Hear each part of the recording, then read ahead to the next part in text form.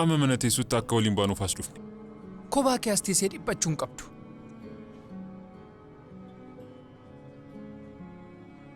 Ani hin dhiphanne. Wanti uumame baay'ee ulfaataadha. Ani osoo bakka kee ta'ee akka natti ulfaatu sirriitti hin beeka. Isaafi kan dhufne. Gaasheen akkamii?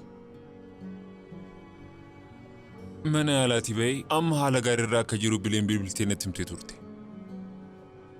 Dallaa sirriitti qulqulleessitanii? Homaa si yaaddeessiin.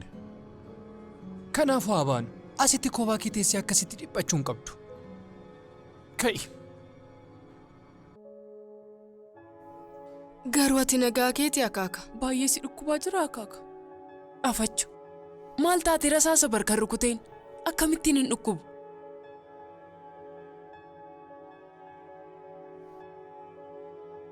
Kanas ta'e sana namoonni abbaa irratti dhukaasan gatii harka isaanii argachuu qabu. Akkamittiin si qabatan akaaka? Namoottan sana ni beektamoo?